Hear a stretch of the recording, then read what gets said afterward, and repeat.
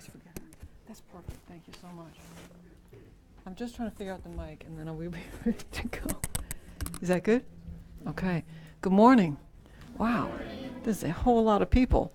You were probably expecting one of the Geshis, so I hate to disappoint you. But that's kind of actually the topic of today, is just running with it. So they are both tied up today. One's in New York and one's at the retreat in the mountains. And so I was asked to jump in this hot seat. It's hard to say no when Geshe Gelik is asking you to do that.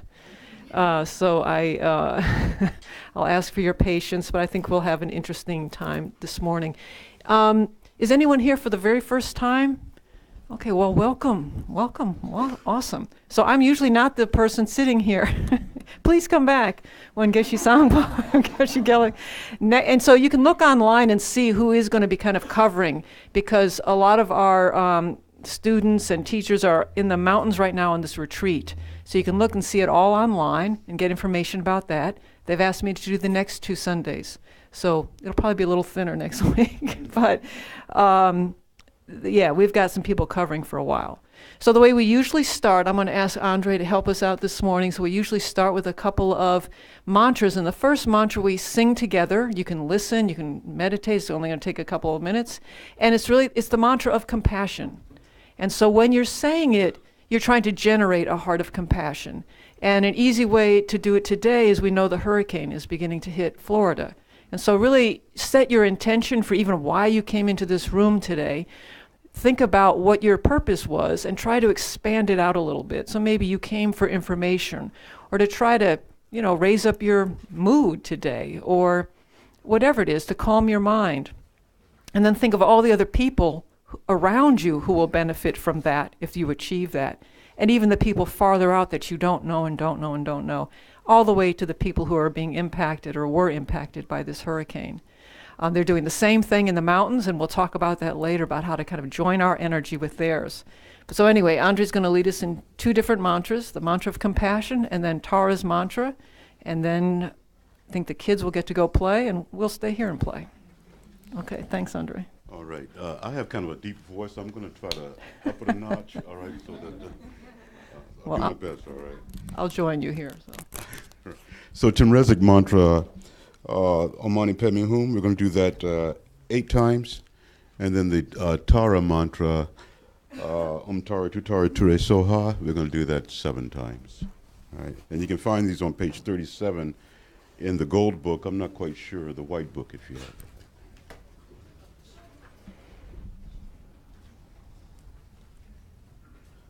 Om Mani Padme Hum, Om Mani Padme Hum, Om Mani Padme Hum, Om Mani Padme Hum, Om Mani Padme Hum, Om Mani Padme Hum, Om Mani Padme Hum, Om Mani Padme Hum.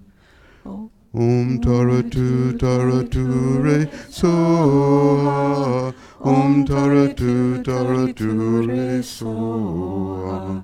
Om Tara Tu Re Soha.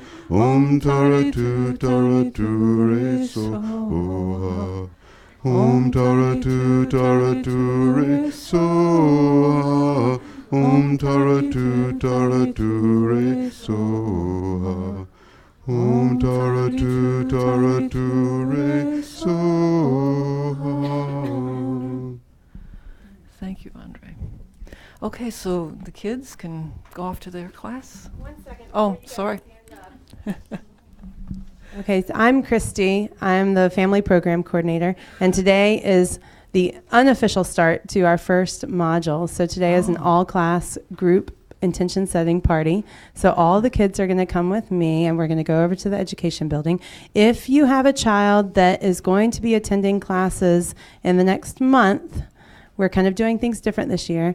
I invite you to please come out. My son Magnus is manning a couple of laptops at the table right in front of the bookstore. I need you to sign up. This is important for a couple of different reasons. We're trying to build an intentional community. We have an intentional community in the back, and I'm so excited. They can tell you guys all about intentional communities. We're trying to build an intentional community with our children. This helps us build that so I can get all your information. It also is practical for like allergies and other information that I might need to have. So if you have not enrolled your children, please follow them out, sit at the table, type things into the computer, and then you can come back into the Gampa. Awesome. Can I come?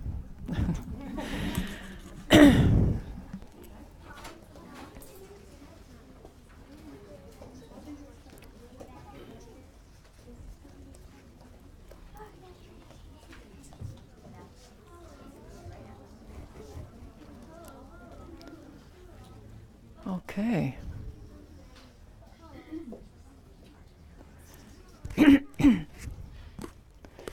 So I forgot to tell you all my name. My nickname that Geshe gave me is Steep, S-T-E-E-P.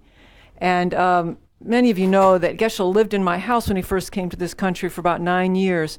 In the beginning, his English wasn't great, and I thought he was calling me Steve, because my real name is Stephanie. And I thought, I know that Tibetans don't have a PH sound in their language, so I kept saying, my name's not Steve. He goes, I know. And then he'd go back to calling me Steve. And I finally said, why are you calling me Steve? He said, no, I'm calling you Steep because you're going straight up.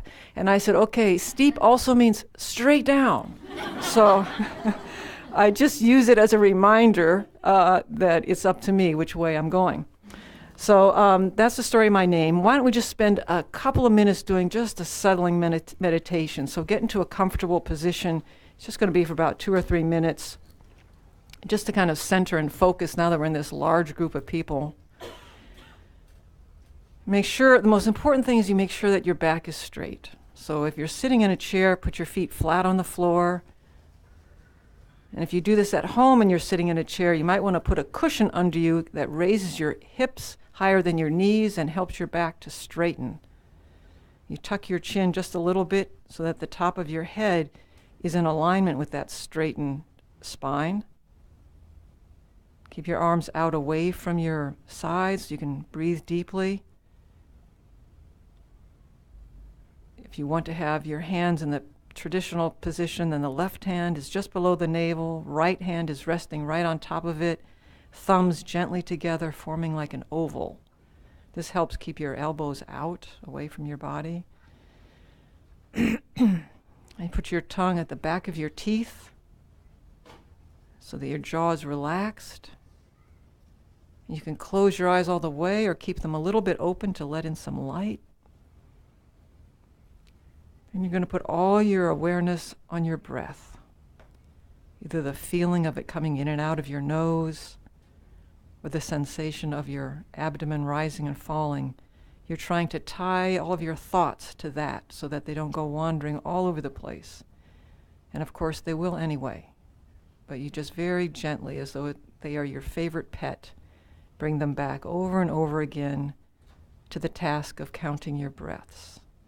And so you can count 1 inhale, 1 exhale, 2 inhale, 2 exhale, up to 5 or 10, whichever is helps you the most, and then just repeat that. And so I'll ring this bell in about 3 minutes, and all the while just trying to practice that muscle of concentrating your mind on one thing and resting between the thoughts. You might notice that the thoughts kind of rise up like a wave, and then you're able to settle them back down. There'll be a little pause, just like there's a pause between your breaths. It's at that pause that you want to just try to relax. And then you'll see another thought rise up again.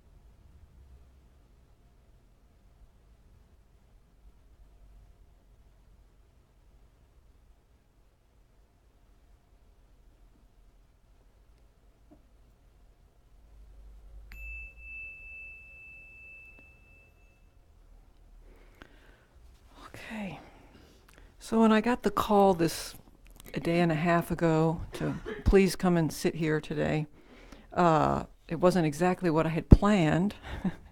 And then I was asked, okay, so what's going to be the topic of what you're talking about? I'm like, I'm just going to wing it, which I actually thought, oh, that's a good topic, winging it with Dharma, because that's actually what we're doing all the time. We're just improvising our entire life. We may think sometimes that we're not, but we are winging it. And I think when we realize that and we get a little bit more comfortable with the fact that we are winging it, it's really helpful. So for example, I mean, that's one of the reasons why we even call our spiritual practice, because we sit and we do certain things and we practice the meditation, we practice breathing or thinking about something or whatever we're doing. That's the practice part. The rest of it is running out there in the world and winging it with what you have been trying to instill in yourself all the time. Similarly with our jobs, right? I mean, I'm sure you had some training, you got a little practice, or say if you have an important job like a doctor, you have many years of residency before you're actually out there. But every time you see a patient, you are using what you know and you're winging it. So for those of us who've grown up around hurricanes, speaking of hurricanes, that it's basically the same thing. The motto for growing up around hurricanes, the mantra is prepare and be aware. So you prepare all you can. You might get out of the way, go to a shelter, do whatever you can to prepare, and you be aware all the time of what's coming, what's happening. And fortunately, you usually have some time. It's not going to be a huge surprise that you're in the path. But we're all living in the hurricane path. That's what I think is so perfect about learning how to wing it. And then I heard this story. I remember Geshe-la talking about this teacher who was living in some Western country, and he was elderly and he was having some issues, so he went to the hospital and was told then and there that he was basically not going to be leaving the hospital, that he had some terminal illness, and what he thought he went in for just something routine was not, and he didn't leave the hospital. And he said, his last teachings were really about that, saying that you never know when you're going to get called up, not just for something as extreme as that, but for anything. That every single day, if we can approach it in that kind of a way, like what am I going to be called up for today, like this, then you try to stay as prepared as possible and as aware as possible. The problem comes, for me at least, is when I'm not doing that. So in my day job, I work as a mediator, and we go through all this training, after you do it many times, you kind of see a pattern. So you have somebody in front of you, you have their intake sheets, and you think, oh, I kind of know what this is about. They start talking, and you're like, yeah, I kind of know what this is about. So this is what I say when they say this. And that's the problem. That's the problem, because I've heard this so many times, I think this is the right thing to say. Instead of being completely prepared, but also wide open to taking in the clues that they're giving me, that my own body is giving me, and trying to wing it more than just do it by rote. The same thing with my meditation practice. I can get kind of stuck in a rut until something happens that challenges me. I remember Geshe-la saying, you should meditate with the same alertness as though there's a snake in the room. Well, I would be very alert if I was meditating with a snake in the room. So it's trying to bring that kind of mindfulness to it. And so we do what we can. And so what is it that we can do in crisis situations, like I know so many people are talking about and feeling what's going on in Florida right now and what happened in Cuba and the other islands that have already been hit. So what is it that we can do? There's two things. One is if the people at the retreat have been doing a certain mantra, and we have the opportunity to kind of join in and do that today and add our thoughts and intentions to that. And I know when I first came to the center and to Buddhism, I would think, what in the world? Like, how is that going to help? It's a long story how I got from that thinking to here, but the first thing that I remember telling Geshe-la, and he loves this expression when he was learning English, I would tell him, well, it can't hurt, right? It can't hurt. So then he would always say that when he was talking in the center. He goes, that can't hurt. So that's one thing. It can't hurt. And then if you start to feel the power of your own thoughts, like if the purpose is to keep our mind, if the purpose of spiritual practice is to help our mind settle, say our mind is like a lake or a river, the calmer it is, the more beneficial it will be to everybody living around it, right? Then we're the only ones who can really calm that river down. That's what we can do. We often think that it's something out there that's creating all these rapids and rocks in the river and turbulence, but it's a combination. And what we have in our control is what we can do to calm that river down. And as we calm it down, everyone around us benefits, right? So that's the point of a lot of the practices. And that's also the point of saying a mantra, joining all these other people who are saying it. So it's also kind of like this. And the reason I'm telling all these things is I spent years questioning all of this and coming up with my own answers that helped me figure out why I was doing certain things. And I'm the kind of person that unless it makes sense, I'm not going to do it.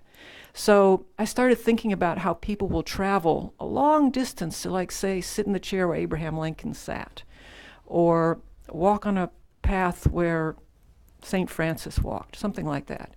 It's not that they actually think some magic is going to come out of that chair, but they're joining their thoughts and energy and imagining what it was like to have sat in that chair and been that person or walked on that path with those ideas. That's the same kind of feeling when you say a mantra. Is that you're joining your words, these words that were said and created so long ago by a Buddha for a certain purpose. A Buddha created that mantra for a certain reason. And the mantra that we're going to show you in a minute was to help and reduce some of the impact of natural disasters. So all the people in the mountains have been doing this mantra over and over and over again every day. And I told them, well, we can also do that. We can join ours. And when we're doing anything that's virtuous, and that's again determined by your intention, your thoughts, your feelings about it, then as we do that, we're creating these positive seeds. And if we join those positive seeds with this whole river of other people who are doing the same thing, the effect is greater. I think part of the mistake that I used to certainly make was, well, did it work?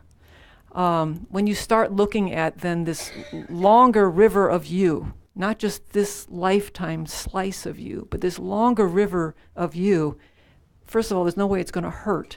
And second of all, it does work because it creates this connection between you and what you're saying, what you're doing. All right. So what we're going to do is Brian's going to put this mantra up on the screen, and luckily we have this link where you can actually hear these people saying it because my pronunciation is not going to be the best. And we're just going to join them. It starts off very. You can just, yeah. When you see something that is two A's, then that is like a syllable that's held a little bit longer. And so we're just going to join in and just see what it feels like. And what I want you to do is just pay attention to what it feels like and see if you can say these things with that idea that I was just talking about, that you're walking down this path that's been walked down for thousands and thousands of years, this path of trying to, with the intention of helping those who are in the hurricane path. Sound good? Any questions or? Okay, so we'll just do this for about 4 or 5 minutes because you started getting to a rhythm of it, and she starts off pretty slowly. Okay.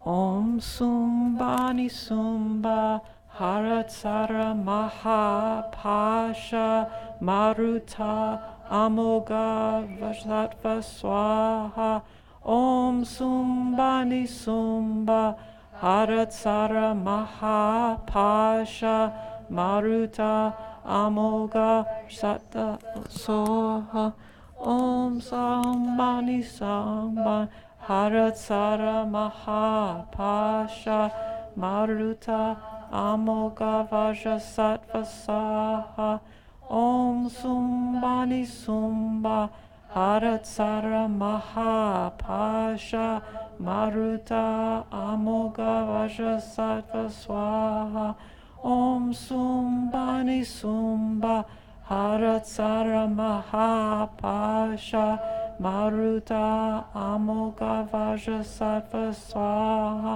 Om Sumbani Sumba Haratsara Mahasasha Maruta Amogavaja Sattva Swaha Om Sumbani Sumba Haratsara Mahapasha Maruta Ambagata Sattva Swaha Om Sumbani Sumba Haratsara Mahapasha Maruta Ambagata Sattva Swaha Om Sumbani Sumba Haratsara Mahapasha Maruta Amogavaja Sattva Swaha Om Sumbani Sumba Haratsara Mahapasha Maruta Amogavaja Sattva Swaha Om Sumbani Sumba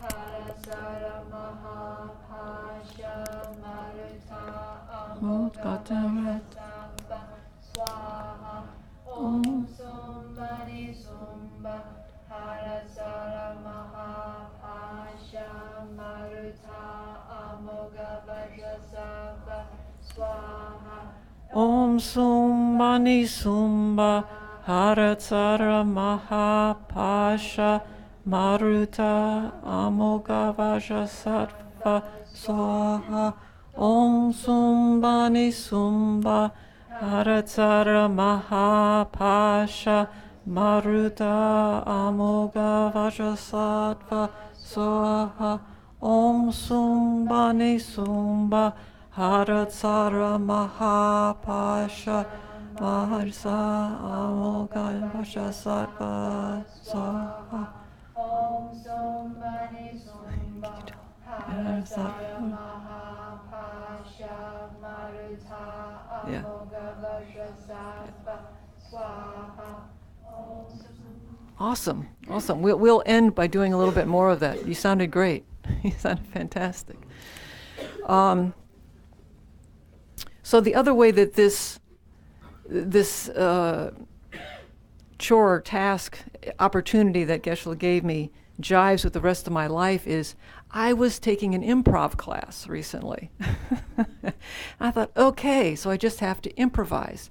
And we're going to be doing some of it later because it's the thing I'm trying to get at is you start to see Dharma everywhere. You start to see everything through these glasses of how can I use this situation to improve myself, to look at it differently, to become a better person. And when I was listening to the teacher at the improv class, it was exactly like listening to somebody teach Dharma. You start to hear it everywhere, right? So maybe that sounds a little far-fetched, but let me give you another example. Years ago, I was moving my mother to an assisted living facility, and it was really difficult. And these group of women really took my mom under their wing and helped her so much. And I was telling the nurse how amazed I was by that. And these people were a little bit better off than my mother was physically and mentally. And the nurse said to me, she goes, well, everybody here, and she meant at the facility, everybody here is here for a reason. And those who realize it turn around and help somebody else. And I thought, oh my God, it was like the most perfect spiritual message I could have asked for. Because I was hearing it's more than just that facility. I was thinking, everybody here on earth who's unenlightened is here for a reason. We haven't become enlightened yet. We're all here for a reason. And those of us who know that, who know we're imperfect, who know what our flaws are, turn around and help somebody else because we have so much more compassion for our flaws. So it's like that. You just start to see it and hear it everywhere, in a movie, in what people are saying around you, and you try to use everything. In improv, you're using everything. Everything is an opportunity. And so that's what our whole life is. We're improvising our entire life. So I'm gonna play with you all in a little bit about that. But I know I'm kind of all over the place. That's the way it is this morning. So we're going to move on to this other meditation that I think jives with this whole idea of the hurricane and improvising and winging it. Those of you who've been in the Discovering Buddhism class, you've done this with me before, but I think it's really appropriate today. So I'm going to lead you through a guided meditation, and it's on impermanence, and just get into a comfortable position. And I want you to think of a place. So again, check your posture, refresh yourself. And we're going to use a place, you're going to use a place that you're familiar with for this meditation. A building, a home, this center, someplace that you know pretty well. You know a little bit about its history. You don't have to know the entire history, you can make that up. But know something about it. You've seen it in a couple of different versions. So just take a really deep breath and look at that place. Go inside. Take a look around. Just like it's a 3D, just like you're there. Look at yourself walking through. What does the flooring look like? The walls, what's the smell? What kind of furniture is there? You're looking at it in this moment, how it is right now.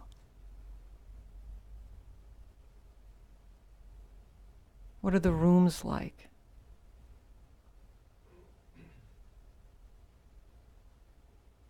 And look around it outside.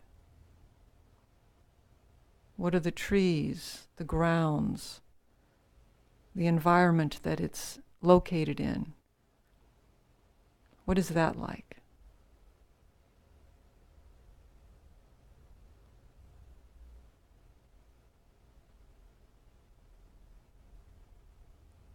And now go back in time just a little bit. For each of you that might be different, but go back just enough to how it looked a little bit ago.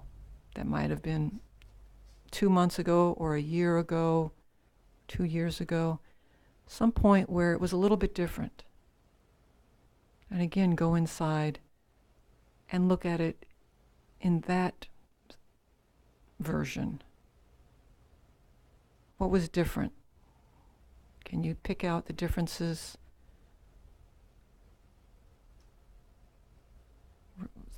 Were the rooms different? The furniture, the things on the walls, the people, what was a little bit different about it?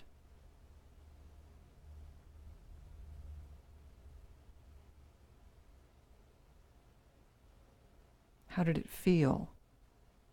Sound?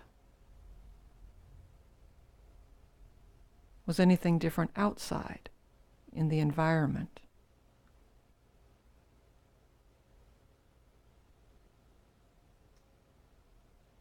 And then turn back the dial even more, a bigger chunk of time. What was it like then?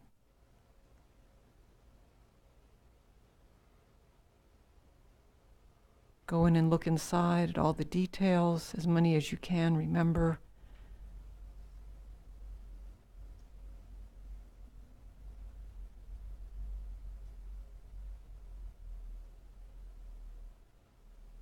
The feel, the environment.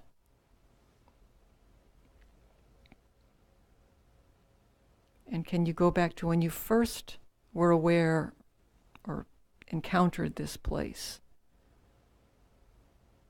What did it look like then? What were the differences?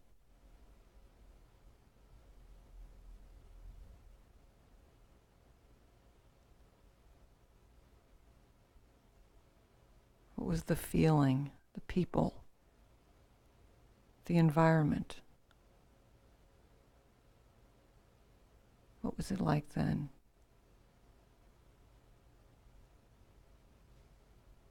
And can you imagine going back when it was first built, first being built? In your mind's eye, can you see that?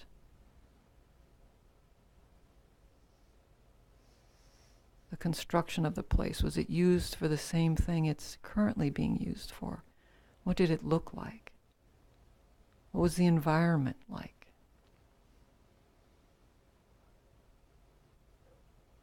Can you imagine the energy around it?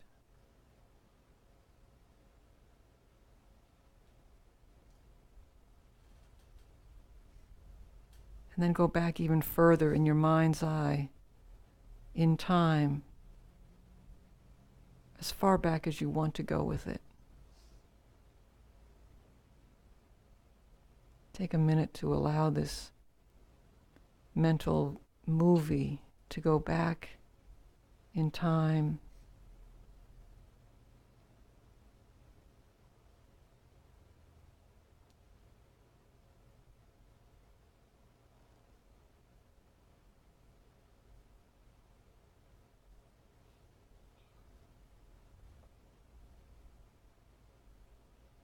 Okay, and then come forward to the present moment with this building, this this place.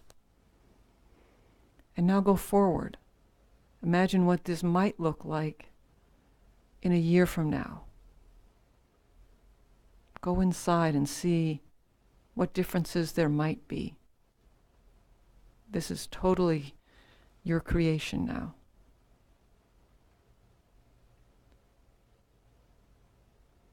What people might be there, what feeling.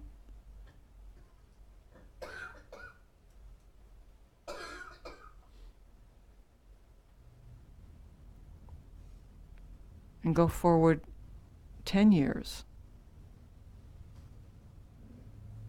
What might it look like? What might it feel like? What will the environment around this place possibly look like?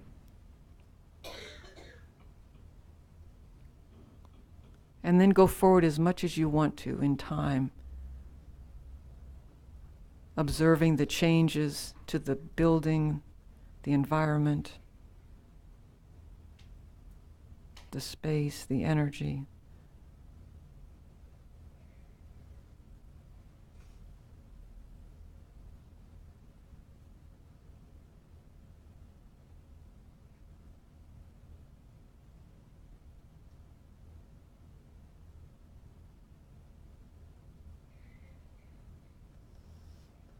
And then come back to the present moment and open your eyes.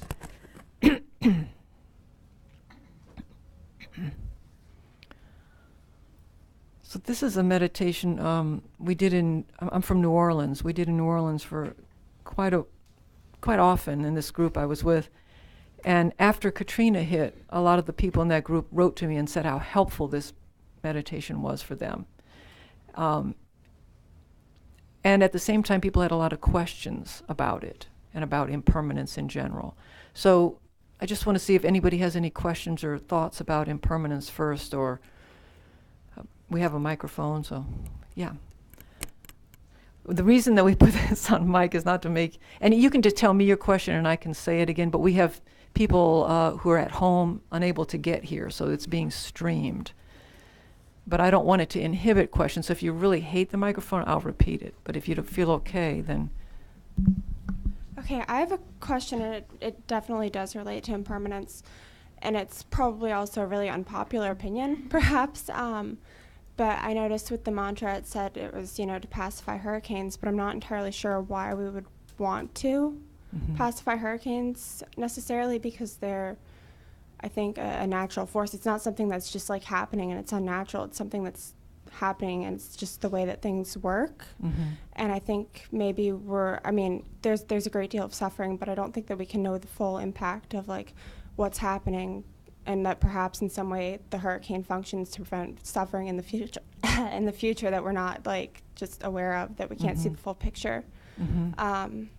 Like the conditions for life itself on this planet were caused by like huge violent storms. So Right. I don't know. Well, one way to look at it might be to reduce the suffering that people are going to have from the hurricane, to minimize the horrific extent of what people are going to suffer. So there's a spectrum of suffering. We're not going to be free from suffering until we're all enlightened, right? But so on that spectrum of suffering that people will encounter from this hurricane, our hope is that it's less. Right. I can see where you would it makes sense to hope for a reduction of the suffering that's happening as a result, but I'm not sure that it makes sense to hope for the storm itself to be reduced, because I feel like that's just creating some sort of attachment to wanting it to work out a certain way. Well, I guess, it's interesting that it says reduced. It doesn't say eliminated. So just like a forest fire might be helpful, but having the whole country on fire probably isn't so helpful. So it's kind of like that. What scale are we talking about? May the scale be reduced so that there's not quite as much suffering. So I might think about it like that for now, okay? I'll keep thinking about a way to answer your question. But instead of elimination, we're talking about may this be reduced so that it's more manageable. Yeah. Wait, you have to use your mic. There's another one. Mickey, you want to grab that one? I think also you keep in mind too, science teaches us, right, that the intensity of these hurricanes, the magnitude, and the fact that we're having so many of them is due to climate change. So that is certainly something that we are doing to our environment that's causing these things to happen. So when we do these mantras like that, we can have that in mind, that maybe we might change the way that we think and change the way that we behave towards the environment, recognizing that it is finite, right? That it is impermanent, and that these things don't have to occur as often. There's always going to be natural disasters, without a doubt, right? But maybe not to the degree that we're having them. Maybe there's something that we can do. So it's really about changing our own way of thinking. What really changes is our hearts. When we do these mantras and compassionate mantras and stuff like that, we started in the beginning, what's changing is ourself. We don't have any idea whether or not it's really affecting. We can hope, but who we know that it's really affecting is ourselves. We change our own way of thinking, we change our own hearts, we change our own way of being. And that, I believe, is the purpose, and I think that's the miracle, man, if we can do that. Yeah. Thanks. And so maybe we can say it and think about how the mantra can also reduce climate change, because the changes on our minds collectively will reduce climate change. Yeah. Yeah. Just kind of adding to what he was saying, I think it's also It's on. There we go. Yeah. Okay. Is also is the focus of in the four immeasurables. It's not like about the hurricane, but how it's affecting us, the sentient beings, of having less suffering and causing and be free from suffering and having more happiness. That's how my focus was not in the hurricane itself and how, because he's going to go somewhere, but how it's affecting the sentient beings. And our purpose as Buddhists is always to have love, kindness, compassion to others, to all, and desire to all be free from the suffering. Right. And we're trying to do what we can do. Do what you can do. It's not just about I'm just going to sit here and think good things, as well as doing, taking action. And we'll talk about that in a minute. Go ahead. I think for me too, it's we're very fortunate that we're sitting here and it's a beautiful day and we're not being hit by winds and rain and things like that. But so just again, like that mindfulness of the fact that we're very fortunate, but to be thoughtful and send that kindness and that love towards the people that we know are being pummeled by hurricane weather, whatever it is, whether it's earthquakes on one coast or hurricanes on another coast or whatever the case may be, and we have a tendency to get caught up in our own little lives and think, oh my gosh, I got cut off in traffic today and how horrible was that, when there are people, dying in a storm or losing their homes or whatever the case may be. So I think that's kind of how I see it. One of the things that I like about this meditation is it reminds us how everything, is constantly changing. And I like to use the river as an analogy, that our consciousness is like a river. And if you believe in past and future lives, then it's just this continuation of consciousness. That the building that you are meditating on is not fixed in time. It's also a river changing. There's no one set way that it's going. You may know what happened in the past that brought it to its current incarnation, but you don't necessarily know how it's going to work out. In your mind, you may have saw worst case scenario or best case scenario. And then we're the ones who are contributing to the river right now that affect that outcome. Certainly for our own river, but also the way that we're interacting with everything. So one time when we did this exercise, this guy was kind of disturbed, and he said, he was like some Shakespearean scholar, and he spends a lot of time working on Shakespearean texts and preserving it. And he said, do you mean to tell me that that's all for naught, because all these texts are going to be destroyed and nothing's going to come of it? And I said, no, that's not the purpose of the exercise. The purpose of the exercise is that you're the keeper of that, whatever it is. You're the keeper of your own mind. But if he's spending all this time on these Shakespearean texts, it doesn't mean that it's worthless. It means that he's helping shape the next turn in that river of those Shakespearean texts, how he's helping bring them about in different plays or modernize them or whatever he's doing. It's not to make you feel, oh, everything's just like sand through my hands, there's no use. It's actually quite the opposite feeling, opposite intention.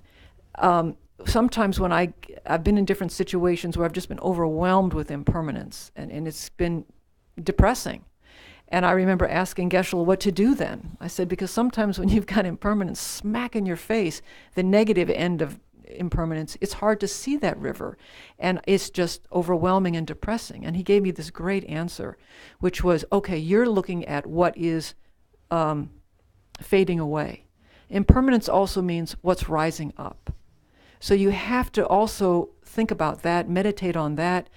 Something, as you're watching somebody age, as you're watching something change that you don't want to change, you're witnessing that, but also something is coming out. And because of impermanence, enlightenment is possible. Because impermanence, something good in your life is possible. Because of impermanence, we can eradicate climate change. I mean, because of impermanence.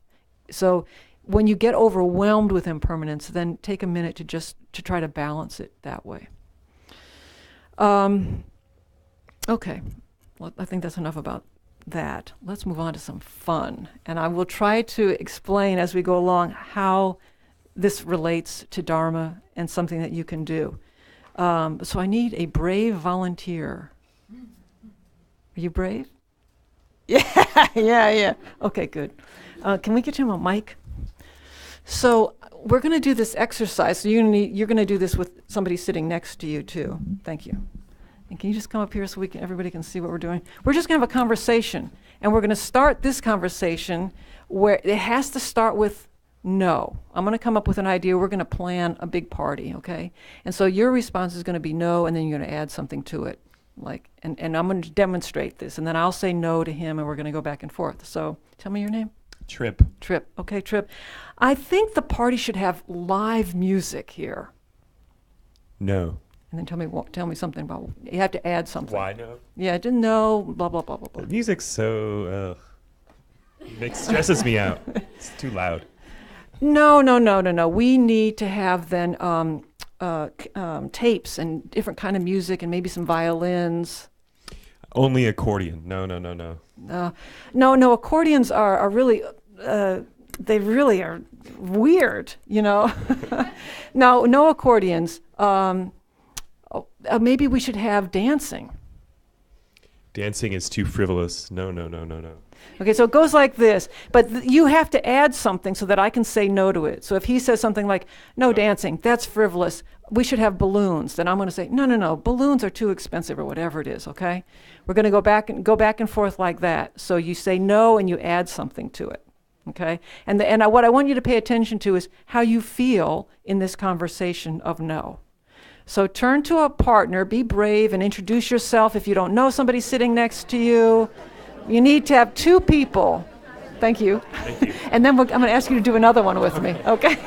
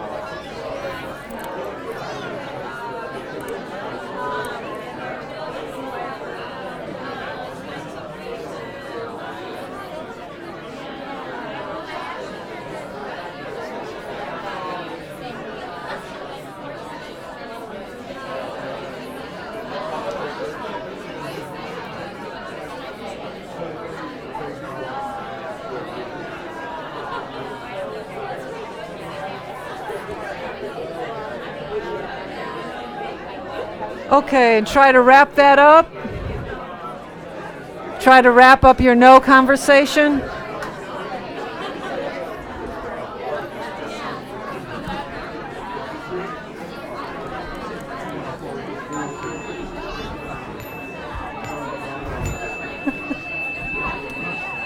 Okay, try to wrap that up.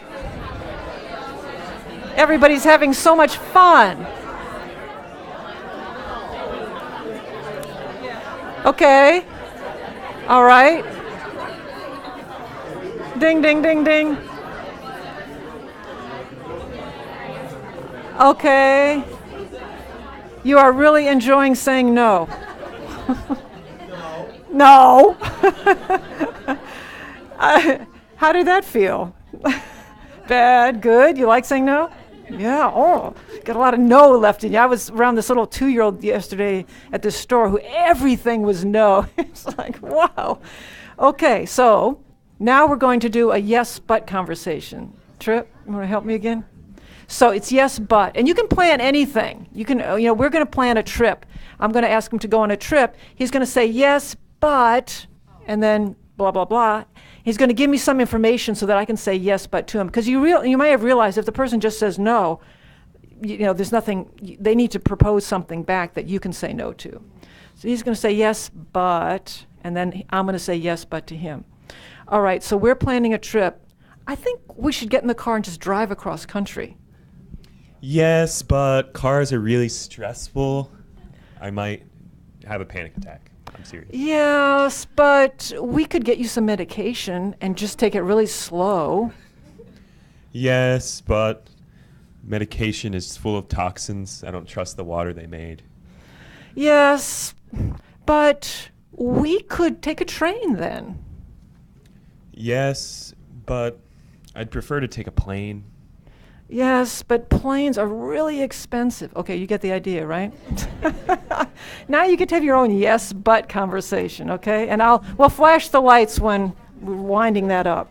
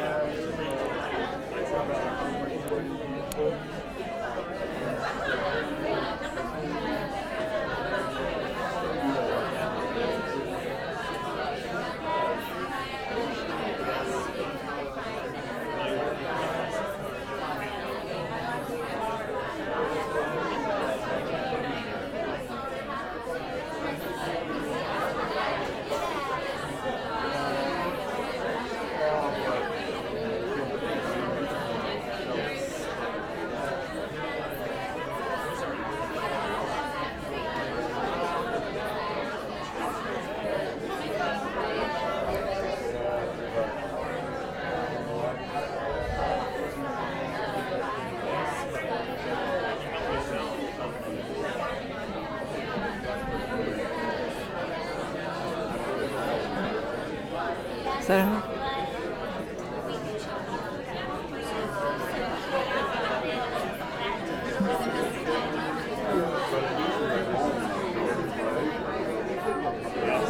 Wanna flick the light? Flick the light.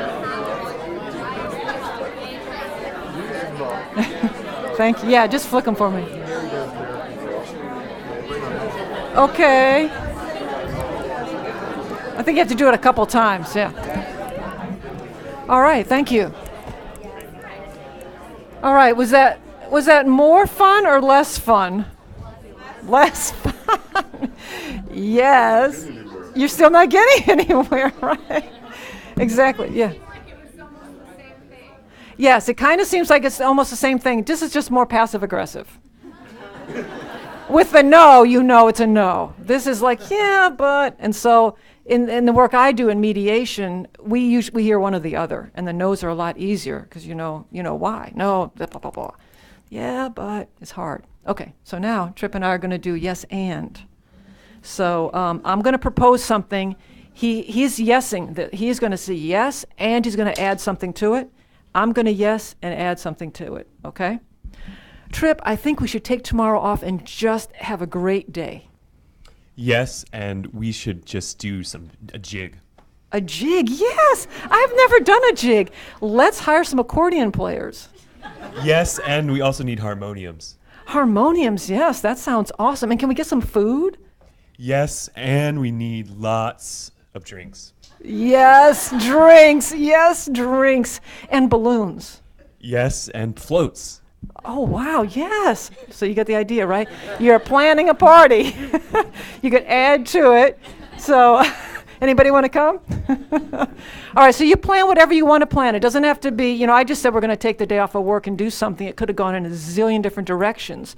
And so that's the thing. It's like when everything that you say is like a tennis ball that you have just thrown to your partner, and where they hit it, it's an incredible opportunity.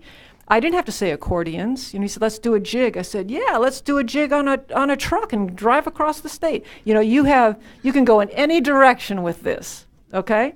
Or you don't really have to do much with a jig. You could say, yes, and I'd like to also go out for lunch. So it's all up to you. The opportunities are many. All right, begin.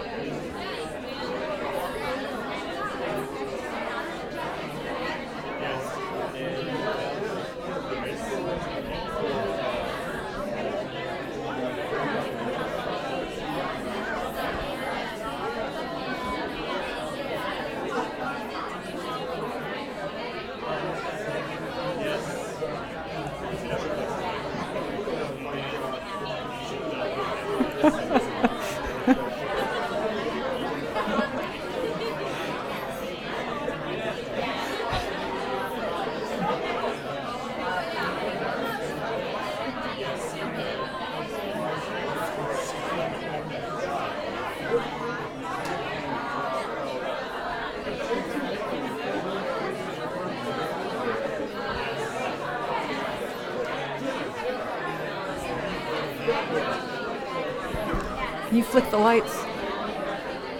Can you flick the lights? Yeah, the lights. Yeah. Yeah, thank you. Okay, thank you. That looked like a little more fun. So Andre, did y'all get somewhere this time with the yes? Much better conversation. Okay. I like Alice. She got good ideas. All right, so a lot of ideas were generated? Were there a lot of ideas generated in this conversation? Okay, I want you now to talk with your partner, or you can get into smaller groups and talk about what are your thoughts about this yes and? How does this apply to Dharma in any way, shape, or form? Okay, just take 5 minutes to do that, and then I have another yes and for you to do, which will be a little bit more grounded. So think about what does this have to do with anything? What does yes and have to do with anything? Just talk to each other.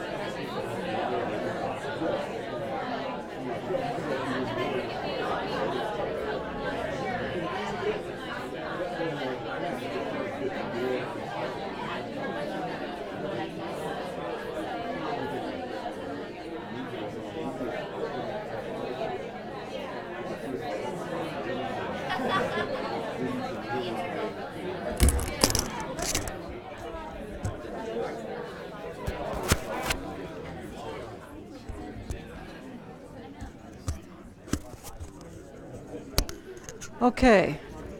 So, did you come up with any answers to that question of how this relates? Try to, yeah, let's hear some, yeah. Be brave. Be brave. Brief and brave. Yeah, we figure what we realize within the three of them, the last one, it's very about your ego. Mm-hmm. What is right for me, what is my right, and it's the attachment to that's what it was? Well, the third one, no, the other one. Yeah. And then letting go is more.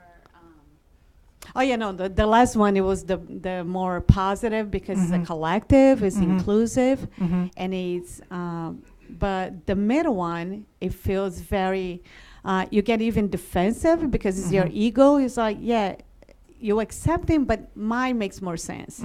My idea makes more sense. Right. So the other person feels like she has to defend herself too, Okay. her own point of view. Did, Yeah. did people have that experience? Yeah.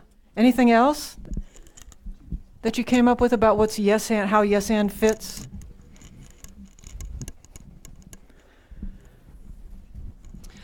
The yes and was more positive and more accepting to both persons' ideas, and you both got to do something. Where no is like, no, I just hate that idea, we're done with it. There's a big brick wall and causing strife.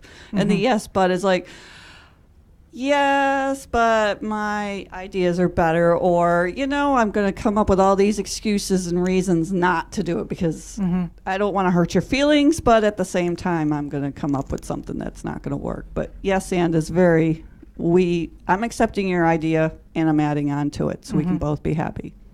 And so another way, yes and can fit in our lives is it's accepting what is. Yes, there is a hurricane coming, and here's what I'm going to do. Yes, this is the hand I'm dealt, and blah blah blah blah blah.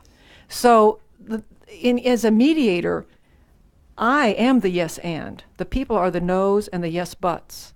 And then what I'm trying to do is frame both of their concerns that they have. Yes, this person is concerned about X, Y, and Z, and this person is concerned about A, B, and C. How can both of these things be met to some degree? It's the same thing every day when you're walking around. How can you use yes and? So what I want you to do with your partner now is have a conversation that this time is more grounded in reality. I want one of you to start off. It's not going to go back and forth and be so fantastical anymore, but one person is going to start off with something that's bothering them or a complaint or a concern. The other person is going to yes and add something to it. They can ask them a question, but you're adding something to it. So maybe Tripp and I should try this. Where's the mic? Okay. All right, so you want to complain?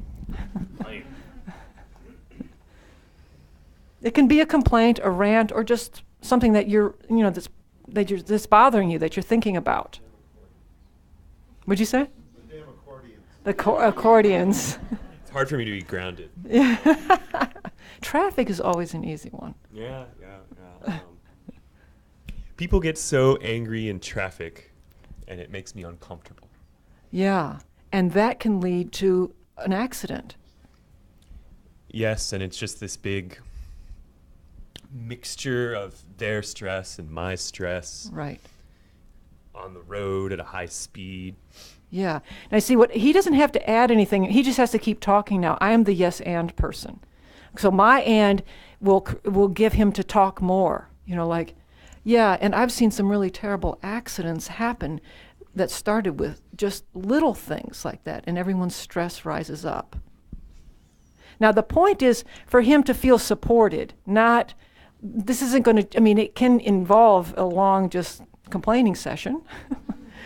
But what I'm not blocking it. I'm not stopping it. So it can be pretty fast.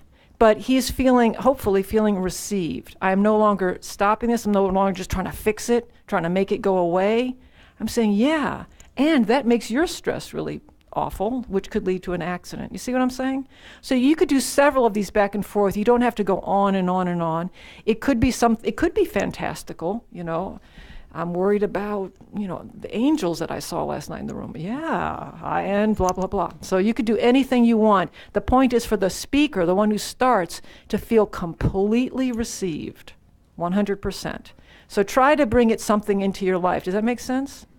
You can always pick traffic. But you could pick some other injustice, yeah. You said there's no fixing it. I think, God, I don't want to get gender specific here, but I know many men, and I'm one of those. You know, we like to fix things. Yeah, no fixing. Yeah, just don't fix it. Just listening, just listening. just receiving. Yeah. Yes. Okay. You don't have to say yes, and you know what would be good for that? Would be blah blah blah. No, unless they ask you. Right. Unless they ask you. But you're just, yes, and you could just say yes, and that sounds really difficult. So just be supportive. Yeah, just listen. Yeah. Now, but again, it could move into that direction if it's because the speaker is moving in that direction. Okay? All right, so give that a shot. Thank you.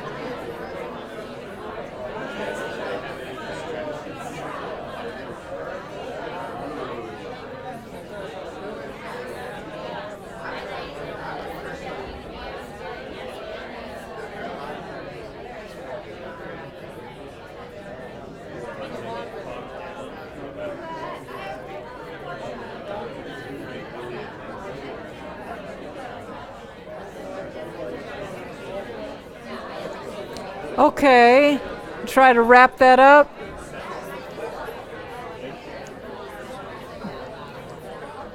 Use the lights. Okay, how did that go? Thank you. All right. Did you feel heard? Andre, are you busy trying to fix it over there? Are you trying to fix it? So how was that? Did you feel received? When you were the speaker, did the yes and person, do you feel like they did a good job? You felt received? Did it make a difference? Because, you know, in improv what's happening is you are building a scene. You are creating a scene out of nothing. You're just standing up there, somebody gives you a prompt, and off you go. And you build it one sentence at a time on the basis of yes and. If Trip and I are we're up here acting, and you all say, okay, pretend the scene is about accordions. And so I start saying, okay, Trip, we're playing some Cajun music. And he says, no, we're not. We're playing something else. Now we have trouble. So he can add to it. He can say, yes, we are playing Cajun music, and I'd really like to take this accordion off and dance. So you don't have to do exactly what the person is doing, but you still have to acknowledge the scene. Does that make sense? You have to acknowledge that it's starting off with accordions. Doesn't mean you got to play the accordion. The whole scene could be about how much you hate accordions. But you have to accept the reality, and that's what the yes is. And that's how I see it as very similar to Dharma then. You are accepting the reality. Yes, this is what is. This traffic is terrible. Or yes, I'm going to be, Geshe-la's put me on the spot. I've got to come here on a Sunday. I don't feel prepared. And I'm going to have fun. I'm going to bring improv to it. So you can start now. In some ways, it's almost harder to do it with another person than it is to just do it on your own. So try both. And what I'd like you to do is see this week how it applies, if it applies, to out there in the world, and bring in your results next week.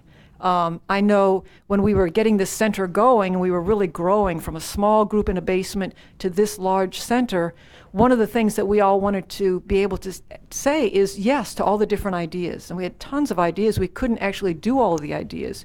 But we wanted to say yes and try to find a way that that person could do whatever they wanted to do to some extent, rather than just saying no to all kinds of creative ideas.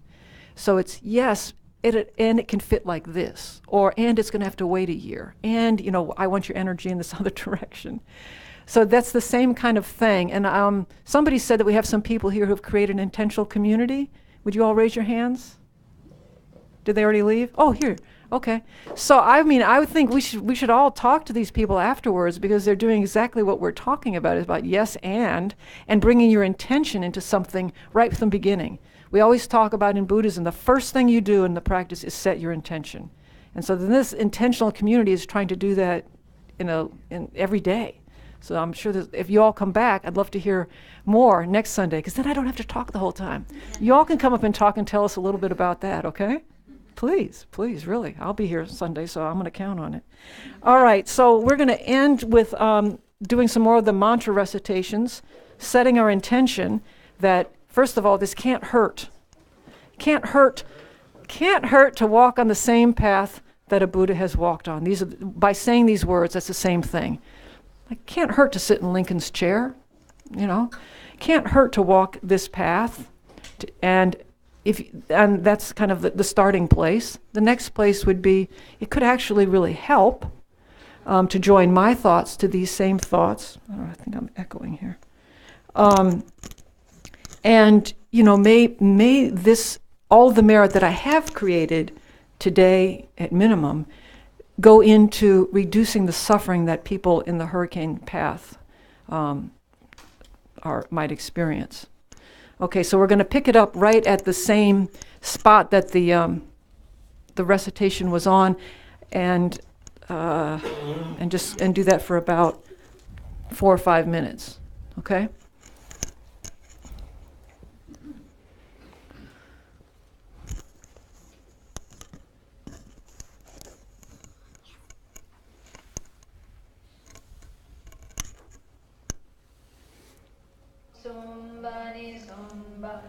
Marisara Mahapasha Maruta Amogavaja Sattva Soha Om Mahapasha Maruta Amogavaja Sattva Swaha Om Sambani Sumba Maratsara Mahapasha Maruta Amogavaja Sattva Swaha Om Sumbani Sumba Haratsara Mahapasha Maruta Amogavaja Sattva Swaha Om Sumbani Sumba Haratsara Mahapasha Maruta Amogavaja Sattva Swaha Om Sumbani Sumba Haratsara Mahapasha Maruta Amogavaja Sattva Swaha Om Sumbani Sumba Haratsara Mahapasha Maruta Amogavaja Sattva Swaha Om Sumbani Sumba Haratsara Mahapasha Maruta Amogavaja Sattva Swaha Om Sumbani Sumba Haratsara Mahapasha Maruta Amogavaja Sattva Swaha Om Sumbani Sumba Haratsara Mahapasha Maruta Amogavaja Sattva Swaha Om Sumbani Sumba